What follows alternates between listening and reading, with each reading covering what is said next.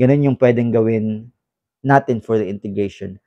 Not to erase the trauma, but to help the brain consider it as a memory at hindi isang threat.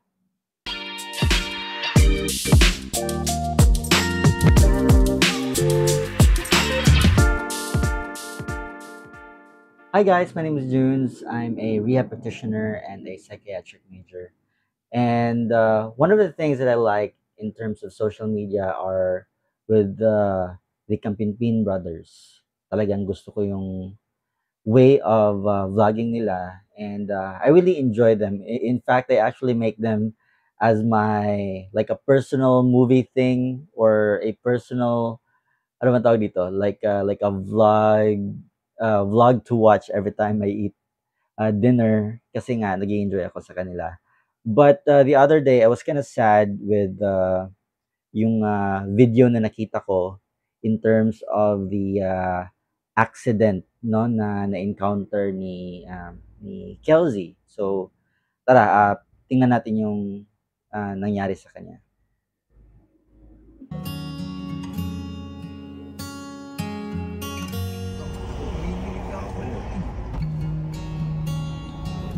Yun nga eh. Tingnan ko mamatay po kanina ba? Pangailan ko mamaya. So, wala po munang kahit na anong kalokohan ngayon. At makikita nyo nga po yan sa title, opo, kanina lang, na-aksidente si Kelsey. Ngayon, hindi na po sana namin to ipapaalam kaso na pagtanto namin na awareness din to sa lahat.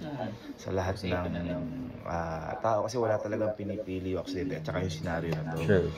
So, para maliwanagan kayo kung ano yung nangyari, kaninang umaga lang, nagulat ako, tumatawag si Kelly sa akin, umiiyak na parang nataranta din ako na bakit ba sumisigaw na rin ako, ano nangyari na na-aksidente nga daw siya. Tapos ang inaalala niya yung sasakyan, sabi ko hindi ka ako, ikaw na paano ka. So dali-dali kagad pumunta ako kay Kelsey, tinawag ko na rin to. So para mas maintindihan nyo, papakita po namin sa inyo kung ano mismo yung nangyari doon, ano yung nangyari kay Kelsey. So eto po, Yan.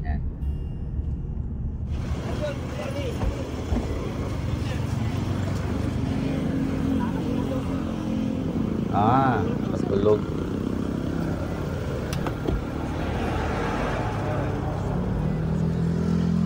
Sira masyado yung gilid ng sasakyan. nakakatulog ka? Nakatulog daw. Hindi ka naman napaano? Ano dito? Anong tinapit ko?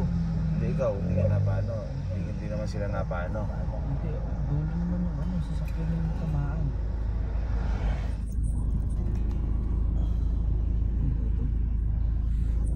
Kayo, kung kinain mo, uy. Kasi mamatay ka. Hindi, muntikan. Kasi munti ka na mamatay. Sinilubutan ako sa clip.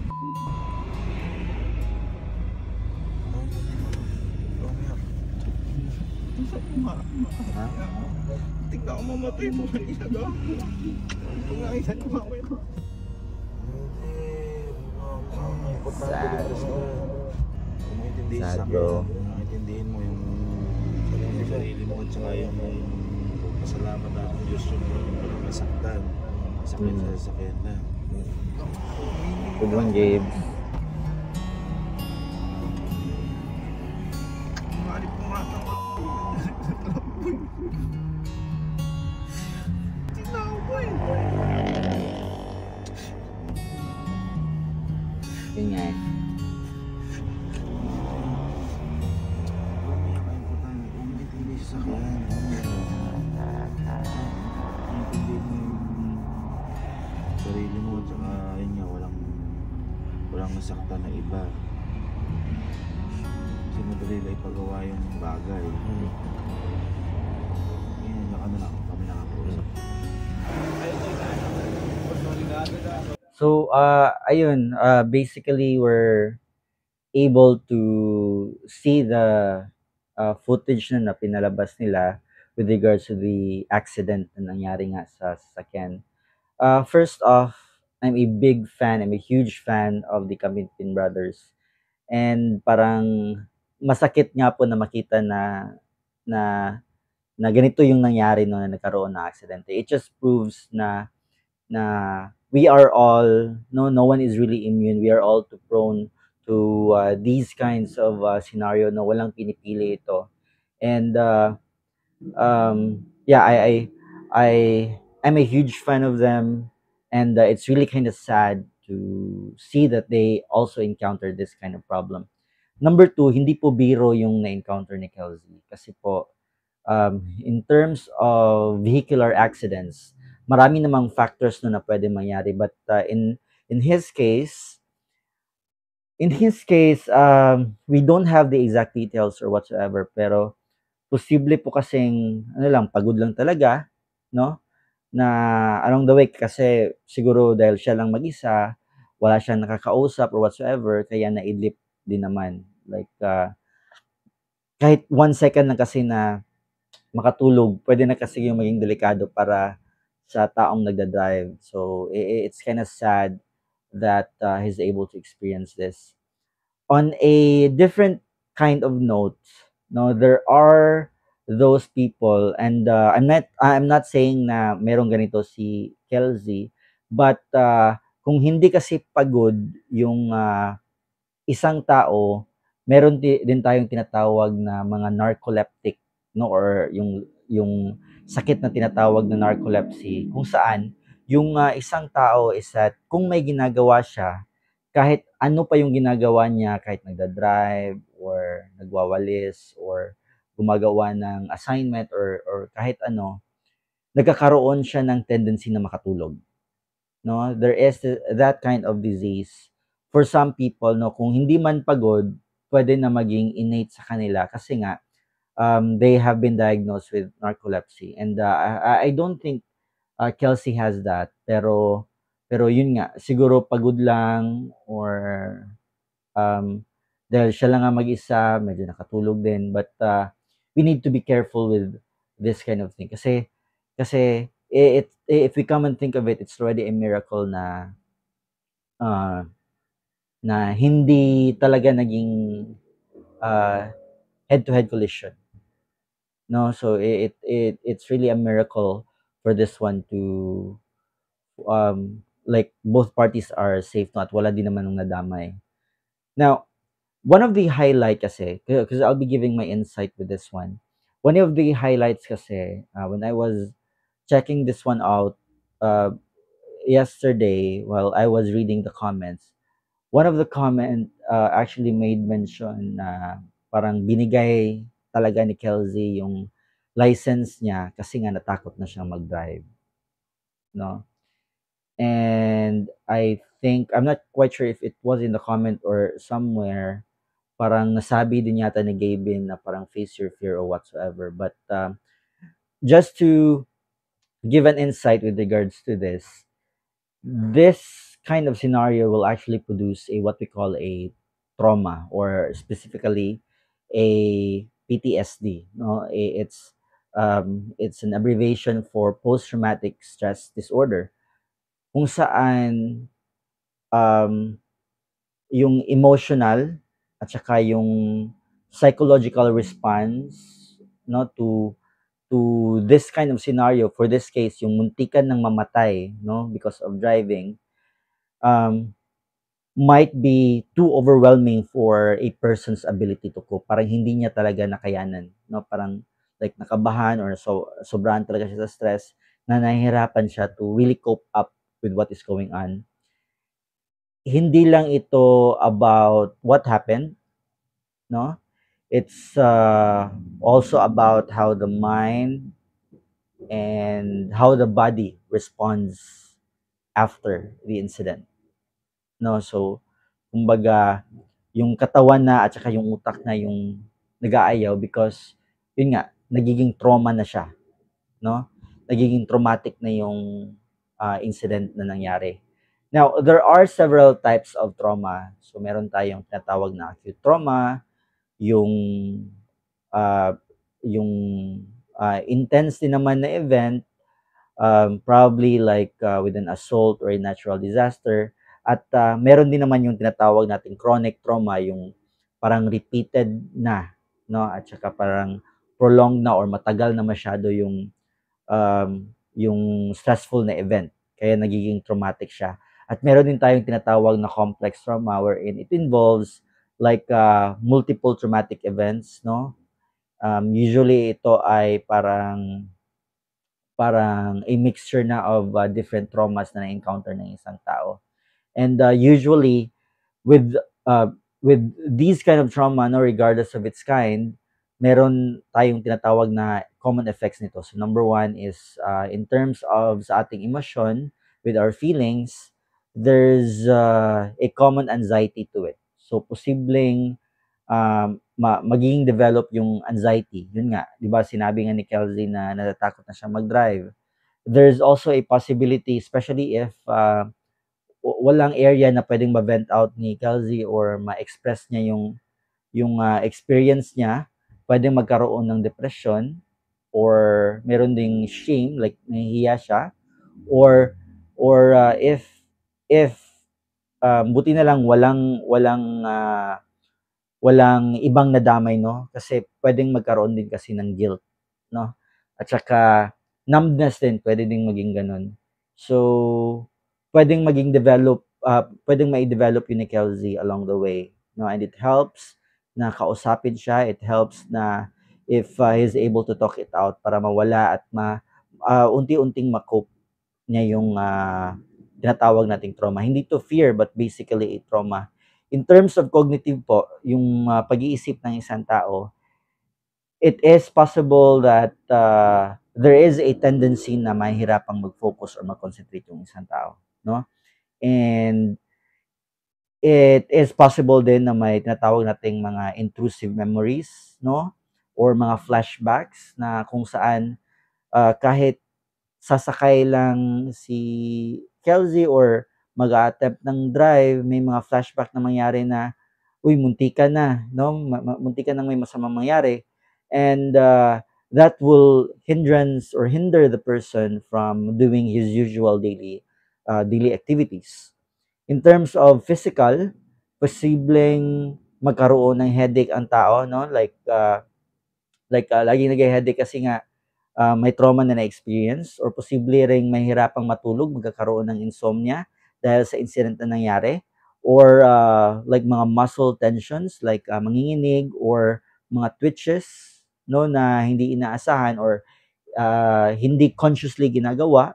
Posible ding magkakaroon ng rapid heartbeat, yung mabilis yung pagtibok ng puso niya, no? It's really possible. And in terms of behavior, pwede din namang maging or magkaroon ng withdrawal from others, no? Like magiging aloof siya momentarily, posible ding maging irritable kasi ayaw niya talagang gumawa ng ganyan or sumakay. At worst comes to worst, with my experience, for those people na may encounter ng trauma, pumapasok sila sa substance use. And I don't think Kelsey would do that, but there are cases na gumaganon, no? So basically in totality, itong post-traumatic stress disorder ay nakaapekto again sa emotional, sa pag-iisip, sa physical, and of course the behavioral part of the person. Now, tinatanong natin, bakit nga ba, why does it stick? No, bakit nga ba um, nagkakaroon ng epekto itong tinatawag nating PTSD? Now, trauma leaves what we call a memory trace, no, in both the brain and the body. So para itong reflex or para itong basically it's a memory, no, na tatatak talaga sa utak at saka sa katawan ng isang tao. The amygdala, no, or tinatawag nating the brain's alarm system, can actually like really become overactive, no? Lagi niyang naaalala or nati-trigger siya na ma-recall yung ganong klaseng trauma, while yung tinatawag nating yung hippocampus or yung area ng ating brain na responsable for like putting in memories in context, nagiging nagiging trigger or nati-trigger yun na parang magbigay, um, nati-trigger yun na may recall yung certain trauma that may actually be a struggle, no, to the process in the event. Kagaya nitong um, yung past na or yung traumatic experience na encounter niya. And that's mainly the reason why triggers, no, even kahit maliit lang, like let's say for this matter, like in a single experience lang, no, can feel like a very eventful or big trauma already that may feel like it's happening over and over again. No, ganun yung nangyayari. And in terms of recovery, the there are a lot of things actually that we can do. Number one is bigyan natin si Kelsey or any person with that kind of experience yung notion ng safety first, no? Like give them a sense of safety in terms of like the physical, their presence or their attendance, including their emotion and also their social. Because this one will become an essential factor like before trying to like before getting into the area wherein talagang nagsisimula na siyang mag-heal, no, nagiging factor ito in terms of processing, like if consistent na yung hindi siya nakakatulog or kinakabahan na siya pag naging passenger siya or talagang ayaw niya mag-drive, no, it may need or require a therapy for that, like being able to talk to a professional and being able to express himself in a way, especially with his brothers or his mother or his friends there sa Kampinpin.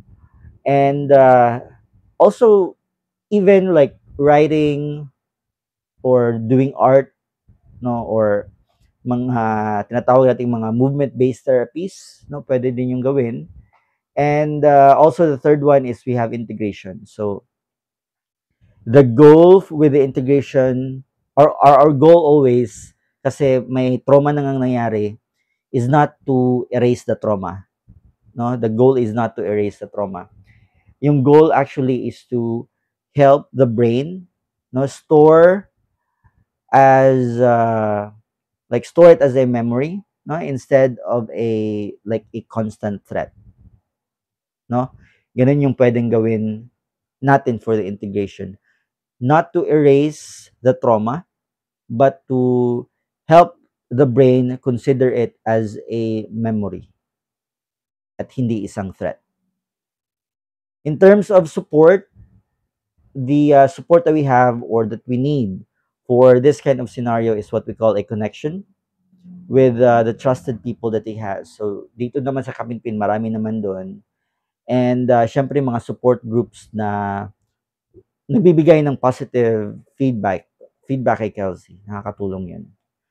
Now, in terms of recovery, a good point to note is that it will not tell us kung hanggang kailan or it will not give us a duration of how long, no? Kasi nagdedepende yan sa isang tao. And for some, it may take months. For some, it may take years, no? And the only thing that we can point out is that it will really depend on the severity of the trauma with especially with the prior experiences or like the personal resilience ng tao kung gaano siya kabilis tumindig sa sarili niyang paa, no? And of course the availability of yung tinatawag nating mga support groups. And dito marami dapat siyang support group, no? So trauma is a complex thing and it's never easy to experience, especially if it's gonna be a near death experience kagaya ng na-experience niya. So with that, I'm I'm really hoping because again I've been watching these guys for years now, and natutuwa ako sa kanila, and it's just kind of sad that they were able to experience this. But I'm really hoping and praying that Kelsey will be able to recover from this trauma, and will be able to heal himself, no, as time passed by, through the help of Gabin and the rest of the people in the Kapitpin. So, ayun. I hope that will be something that can be useful for for all of us. At least we're able to understand something about trauma, and let us always be safe. Take care, everyone.